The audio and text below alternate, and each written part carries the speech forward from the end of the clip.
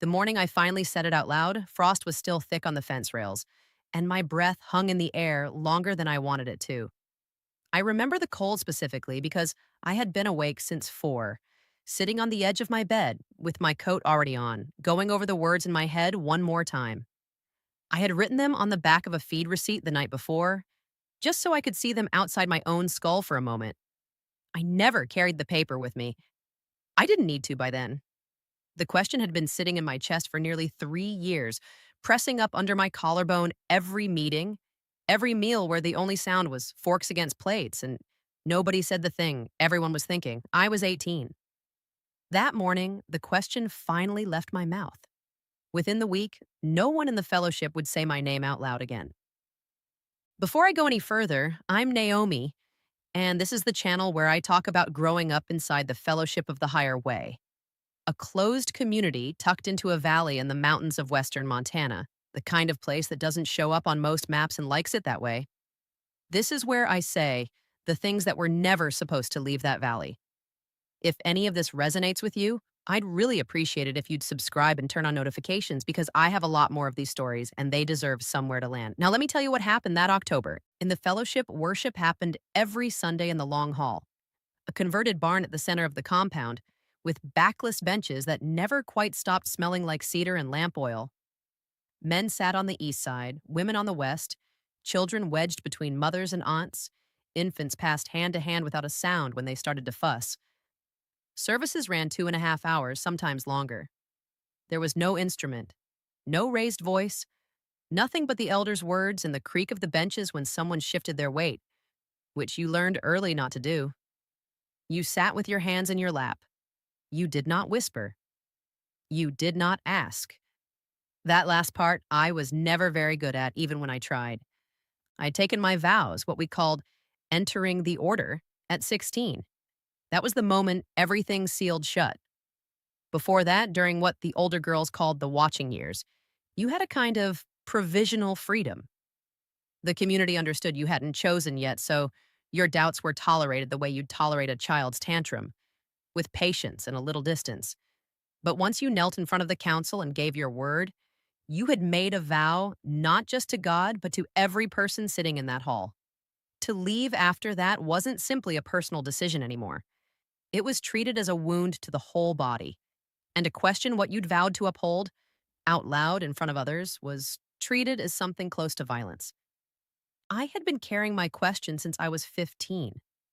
It started the autumn a girl in our community, I'll call her Esther, had her son taken from her. That isn't the language anyone used at the time, but it's the only honest way to say it now. Esther was 16, unmarried, and the council met with her parents in their kitchen one evening and decided the baby would be raised by her older brother and his wife, who hadn't been able to have children of their own. Esther was told this was a mercy, that she was too young, too unsteady, too much of a burden to carry a child she hadn't been meant to have. She was given 3 days with him before he was moved to the other house, just down the same dirt road, close enough that she'd see him at every gathering for the rest of her life, raised to call another woman mother. I watched Esther at the next service. She sat in her usual spot, second row, hands folded the way they'd taught us, and she did not cry. Her face had gone somewhere I couldn't follow, like a window with the shade pulled all the way down and latched from the inside. I sat 3 rows behind her, and that was the first time I thought clearly, not about Esther specifically, but about the architecture underneath what had happened to her. Who decided that? Who sat in a kitchen on a Tuesday evening and decided what was God's will and what was simply easier?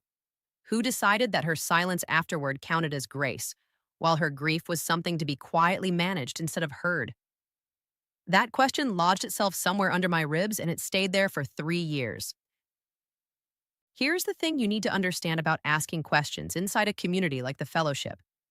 There's an acceptable shape a question is allowed to take.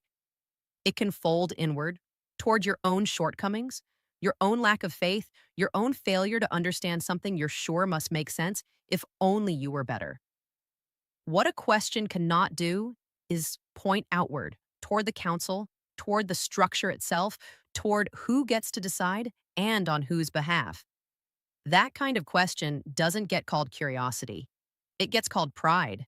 and pride in the fellowship wasn't treated as a flaw to be gently corrected. It was treated like a sickness that could spread if you didn't isolate it fast enough. I knew this the way you know the temperature of water without touching it, just from how everyone around you moved through it. I'd known it since I was small enough to sit on my mother's lap during service and feel her hand come down flat and firm on my knee the moment I shifted. The message never needed words. Stay still. Stay inside the shape that's allowed. For 3 years, I stayed inside that shape. Then one Sunday morning in October, a few weeks after my 18th birthday, I didn't. If you've made it this far, I'd love it if you hit subscribe and like this video, because this next part is the one that changed the whole direction of my life, and I want it to find the people who need to hear it. Stay with me. The elder that morning was preaching on submission, the idea that ran under almost every sermon I'd ever sat through. Submit your will. Submit your understanding to the understanding of the body, of Scripture, of God as the council interpreted him. The elder was an older man with hands like dried rope and a voice that never rose, which somehow made it carry further. He was talking about Esther, though he never used her name. Names weren't used in sermons like that. It was supposed to be a kindness. But everyone in that hall knew exactly who he meant. He talked about a young woman who had stumbled and been caught by the community before she could fall any further. He used the word restoration. He used the word protection. He said the community had acted out of love, and I heard my own voice leave my body before I decided to use it. I said, caught by who? 3 words, at a volume that was somehow too loud for that room, too loud for 18 years of practiced stillness. I said it the way you say something that has been waiting so long inside you that it simply walks out on its own, no permission requested or granted. The silence afterward wasn't like the usual silence of the hall, the soft, devotional kind. This silence had edges to it. I felt every woman on my side of the room turn her eyes toward me without moving her head an inch. I felt my mother's hand land on my knee again, except this time it wasn't gentle the way it had been when I was small. It gripped, the way you grip something you're afraid is about to fall off a shelf. The elder looked at me for a long moment, his face unreadable, and said quietly that we would speak after the service was finished. Then he continued, as though I had never spoken at all. What happened after that happened the way a house settles, room by room, slowly enough that you almost convince yourself it isn't happening. First the elder, then my father, called in from outside, his face gone carefully blank in the way men's faces go blank when they're deciding something and don't want you watching them decide it. Then 2 members of the council, then 3 of the older women, sitting across from me in a room that smelled like coffee and cold plaster, looking at me the way you'd look at something broken, trying to work out whether it could still be fixed. They asked if I was sorry. I said I was sorry for the disruption.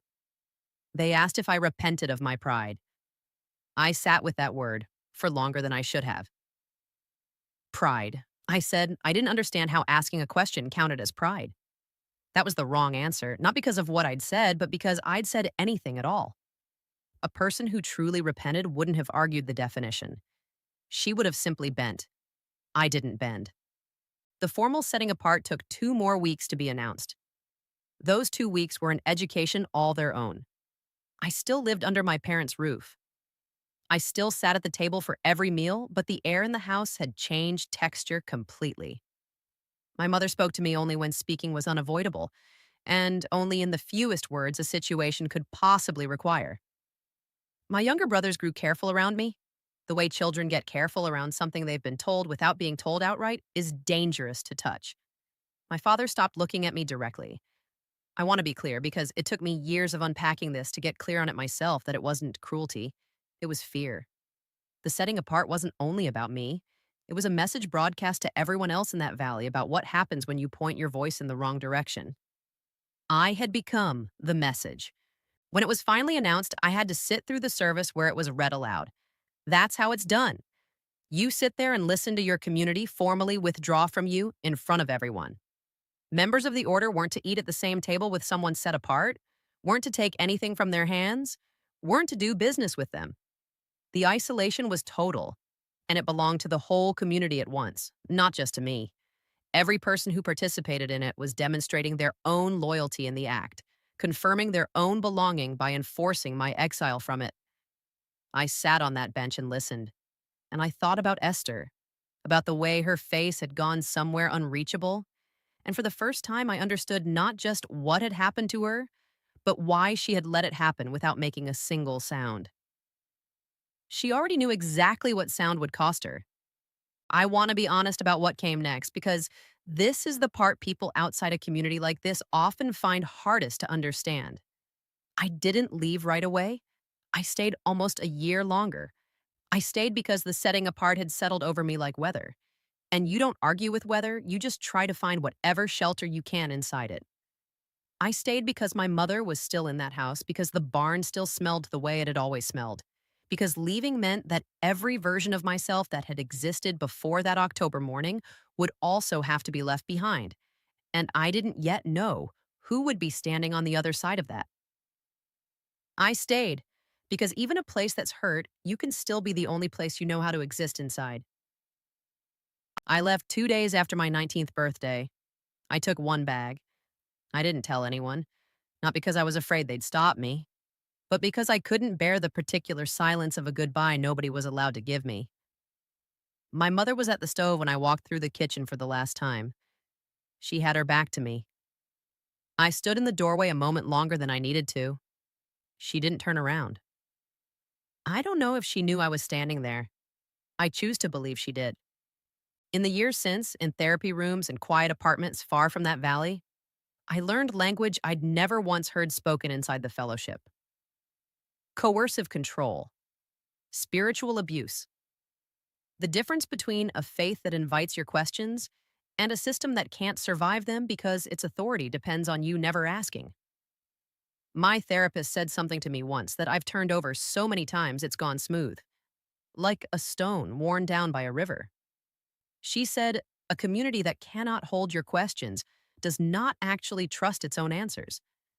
I had spent my whole life believing my questioning was the defect, the pride, the failure to submit properly. She was naming something I'd never let myself consider: that the fragility had never been mine to begin with. 3 words, caught by who, and the entire structure couldn't hold them without cracking. That valley gave me things I still carry, and I don't set them down lightly. A kind of stillness I can choose now instead of perform. A way of working until something is actually finished. A memory of belonging so dense and close that every form of community I've found since lives a little in its shadow. Those things are real. But I haven't found a faith anywhere in the years since that asks an 18-year-old girl to watch another girl's son carried down the road to a different house and to sit with her hands folded and let the question die in her chest rather than risk what her own silence might cost her if she let it break. Submission was supposed to mean yielding to God. What it meant in practice, far too often, was yielding to a handful of men who spoke in his name and could never quite be asked to account for the difference between the two. Esther moved away a few years after I did. I heard it secondhand from someone who'd left before either of us. I don't know where she landed or whether she ever found her way back to her son in any real sense. I hope she found language eventually for what was taken from her without her consent ever entering the conversation. I hope someone, somewhere, finally asked on her behalf, caught by who. If you grew up somewhere that called your silence holy, I see you. If you were told your questions were pride, that your voice was dangerous, that love meant disappearing quietly into whatever shape the people around you needed you to take, I see you too. You weren't broken. You were asking the right question in a room that simply couldn't survive the answer.